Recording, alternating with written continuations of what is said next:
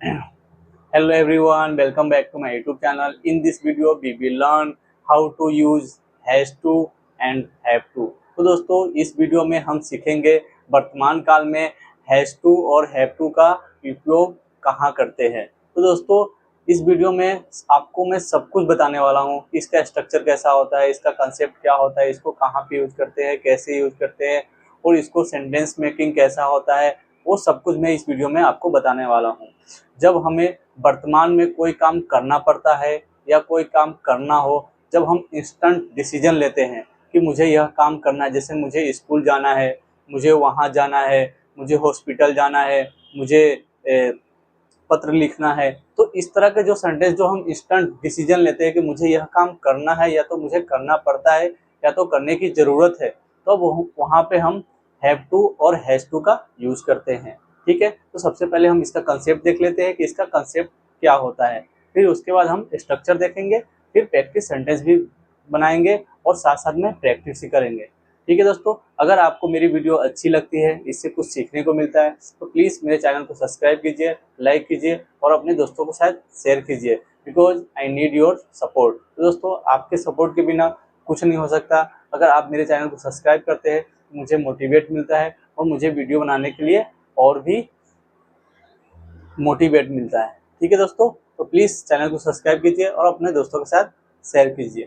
तो सबसे पहले हम इसका कंसेप्ट देखते हैं कि जब हमें कोई काम को करना ज़रूरी होता है, जब हमें कोई काम को करना ज़रूरी होता है या तो मजबूरी होता है या कोई काम करना पड़ता है, तब हम हैज़ टू और हैव टू का उपयोग करते हैं। ठीक है, तो यहाँ पे क्या है, आई, बी, दे और बी के साथ हम हैव टू का यूज करते हैं और ही, सी, इट या किसी नाम के साथ हम हैज टू का यूज करते हैं। ठीक है, सिंगुलर के साथ हम हैज टू और प्लूरल के साथ हम हैव टू का यूज करते हैं। ठीक है, तो सबसे पहले हम यहाँ पे देख लेते हैं अफर्मेटिव सेंटेंस का स्ट्रक्चर क्या होता है। तो इसका स्ट्रक्चर होता है, सबसे पहले सब्जेक्ट आएगा, फिर हैज टू और हैव टू, सिंगुलर के साथ हैज टू और प्लूरल के साथ हैव टू, फिर वर्ब का फर्स्ट फॉर्म, फिर ऑब्जेक्ट आएगा। ठीक है दोस्तों, तो यहाँ तक आपको समझ में आ गया होगा, तो हम आगे देख लेते हैं। तो आगे हमारा प्रैक्टिस सेंटेंस है कि मुझे स्कूल जाना पड़ता है या मुझे स्कूल जाना है, तो इसको हम कैसे बोलेंगे, तो इसको हम बोलेंगे I have to go to school. ठीक है, आई के साथ हम हैव टू का यूज करते हैं और ही, से, इट या किसी नाम के साथ हैज टू का यूज करते हैं। ठीक है दोस्तों, तो यहाँ तक आपको समझ में आ गया होगा। तो अब हम आगे देखते हैं। तो हमारा नेक्स्ट है कि उसे दवाई लेनी पड़ती है, उसे दवाई लेनी पड़ती है, तो इसको हम कैसे बोलेंगे, तो इसको हम बोलेंगे ही के साथ हैज आएगा, हैज टू टेक मेडिसिन। हम यहाँ पे वर्ब का फर्स्ट फॉर्म का ही यूज कर रहे हैं, आपको यह बात ध्यान रखना है। ठीक है, सभी जगह हम वर्ब का फर्स्ट फॉर्म यूज करेंगे क्योंकि हमारे स्ट्रक्चर में ही है कि वर्ब का फर्स्ट फॉर्म यूज करना है। ठीक है, हमें समय पर वहाँ पहुँचना है, यहाँ पे आया ना है, तो हम इसको कैसे बोलेंगे, तो we have to reach there on time. ठीक है, फिर हमारा नेक्स्ट है उसे घर साफ करना पड़ता है, तो इसको हम कैसे बोलेंगे, इसको हम बोलेंगे सी हैज टू क्लीन हाउस। ठीक है, फिर हमारा नेक्स्ट है उसे रोज पढ़ना पड़ता है, उसे रोज पढ़ना पड़ता है, तो he has to read daily. ठीक है, तो इस तरह से हम अफर्मेटिव सेंटेंस को बनाते हैं। आपको मैंने यहाँ पे 5 सेंटेंस बताया है, आपको 5 नहीं कम से कम 100 सेंटेंस को बनाना है और उसके साथ प्रैक्टिस करना है। ऐसे तो मैं आप लोगों के लिए मैं होमवर्क भेजता हूँ, मेरा जो देहाती स्पोकन इंग्लिश टेलीग्राम चैनल है वहाँ पे मैं भेजता हूँ, तो वहाँ से भी आप देख के और इसको प्रैक्टिस कर सकते हैं। आप जितना प्रैक्टिस करेंगे उतना आप ज़्यादा अच्छा बोलेंगे, जितना कम प्रैक्टिस करेंगे उतना आपको प्रॉब्लम होगा। ठीक है, तो हम देख लेते हैं नेगेटिव सेंटेंस। तो नेगेटिव सेंटेंस का स्ट्रक्चर होता है, पहले सब्जेक्ट आएगा, फिर डू आएगा, फिर डज आएगा, ठीक है, प्लस नॉट आएगा, ठीक है, फिर क्या आएगा, आप लोगों में से किसी को पता है इसके बाद क्या आएगा? इसके बाद आएगा हैव टू प्लस वर्ब का फर्स्ट फॉर्म प्लस ऑब्जेक्ट। हम नेगेटिव सेंटेंस बनाते हैं वहाँ पे हमेशा हैव टू का यूज करते हैं, या तो सब्जेक्ट सिंगुलर हो या प्लूरल हो। ठीक हो? ठीक है, आपको इतना समझ में आ गया होगा अभी। तो हम आगे सेंटेंस देख लेते हैं। डू किसके साथ यूज करेंगे हम? इसके साथ। और डज का हम उपयोग करेंगे इसके साथ। लेकिन निगेटिव में हम हैज टू का यूज नहीं करेंगे, सिर्फ हैव टू का ही यूज करेंगे। ठीक है, इसका यूज नहीं करेंगे। तो हमारा पहला सेंटेंस है, मुझे वहां नहीं जाना है। मुझे वहां नहीं जाना है, तो इसको हम कैसे बोलेंगे? तो I do not have to go there.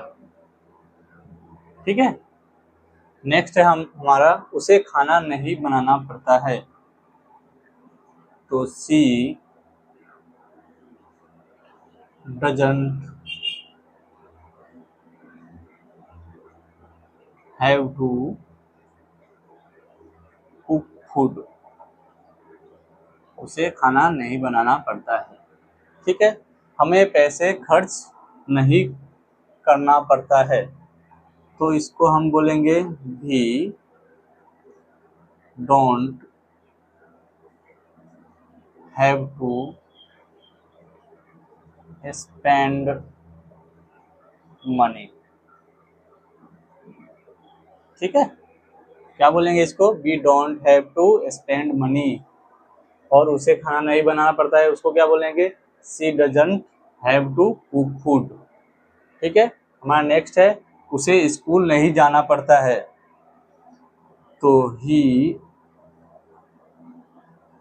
Does not have to go to school. ठीक है, हमारा लास्ट है तुम्हें जवाब नहीं देना पड़ता है। इसको कैसे बोलेंगे? तो इसको बोलेंगे you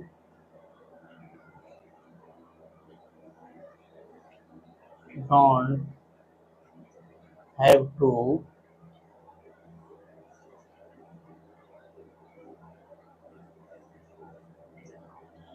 you don't have to give answer।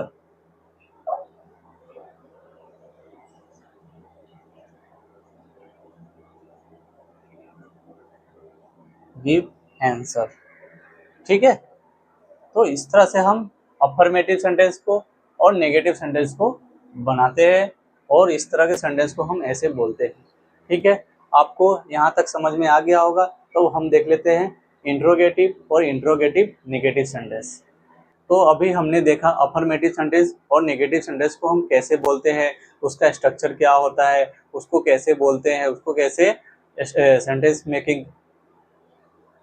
तो अभी हमने देखा अफर्मेटिव सेंटेंस और नेगेटिव सेंटेंस, उसका हमने देखा स्ट्रक्चर कैसा होता है, उसको हम कैसे बोलते हैं, उसको कैसे ट्रांसलेट करते हैं, ये सब हमने देखा। अब हम देखेंगे इंट्रोगेटिव सेंटेंस और इंट्रोगेटिव नेगेटिव सेंटेंस, उसका हम सब कुछ देखेंगे, जैसे कि स्ट्रक्चर क्या होता है, उसको कैसे बोलेंगे, उसका क्या सेंटेंस मेकिंग होता है, ये सब हम देखेंगे अभी। ठीक है, तो सबसे पहले हम देखते हैं इंट्रोगेटिव सेंटेंस को, उसको कैसे बोलते हैं और कैसे बनाते हैं। तो इसका स्ट्रक्चर होता है पहले डू या डज, पहले डू या does plus subject plus have two plus verb का फर्स्ट फॉर्म और ऑब्जेक्ट। ठीक है, डू हम किसके साथ लगाएंगे, आई, बी, दे और बी के साथ, और डज किसके साथ लगाएंगे, ही, सी, इट या किसी नाम के साथ। ठीक है दोस्तों, तो अब हम देख लेते हैं इसका सेंटेंस कि इसको हम कैसे बोलते हैं। तो पहला सेंटेंस है हमारा कि क्या तुम्हें वहां जाना पड़ता है, या क्या तुम्हें वहां जाना है। तो इसको हम कैसे बोलेंगे, तो इसको हम बोलेंगे क्या है, तुम्हें तो यू है, तो यू के साथ क्या लगाते हैं, डू। तो you do have to go there. ठीक है, do you have to go there. ठीक है, हमारा अगला है क्या उसे काम करना पड़ता है। तो इसको कैसे बोलेंगे, इसको बोलेंगे does he have to do work. ठीक है, does he have to do work. फिर हमारा अगला है क्या हमें सफर करना पड़ता है। तो इसको कैसे बोलेंगे, तो इसको हम बोलेंगे do we have to travel. ठीक है, फिर नेक्स्ट हमारा है क्या उसे उठना पड़ता है। तो डज ही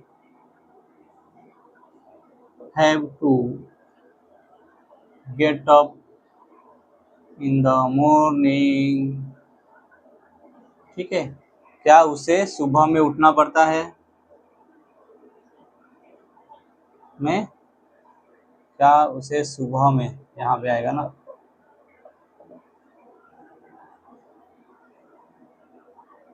सुबह में। ठीक है, फिर हमारा नेक्स्ट है क्या वे अभ्यास करते हैं। तो इसको कैसे बोलेंगे, तो इसको बोलेंगे do they have to practice.